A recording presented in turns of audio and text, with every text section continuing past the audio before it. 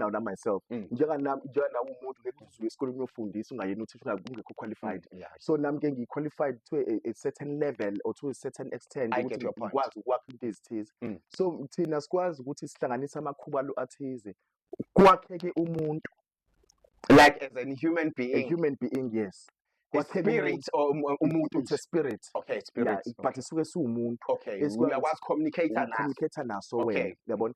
Sikwazi sikwenze lokhu wena ufanele ukuthi ofisa ukuthi sikwenzele sona. All right. Yabo. So mase sibuyela back lento ade uyisho ke le mimoya le yakheke ngendlela ehlukahlukene ngenze ngibe deep kuyona ngoba ngabe ngikhipha imfihlo yeshoba phela. Okay, Yeah. yes. But kuhlanganisa amakhuba athize uvuke lo moya lo bese kwesikhathi kwakhena mhlawumbe ube kuyigona ukuthi kulapha esigodlweni but ngeke ngikwazi ukuphatha ngoba Lokho ngathi kuyiselwa. yes, ngathi nathi la ukuthi yes, okay. So yakhiwa leyo moya leyo ebese sifakwa phakathi lapha ebese ke siyayitshela ukuthi ke ayihambi yosebenzela usibanibani wakasibanibani.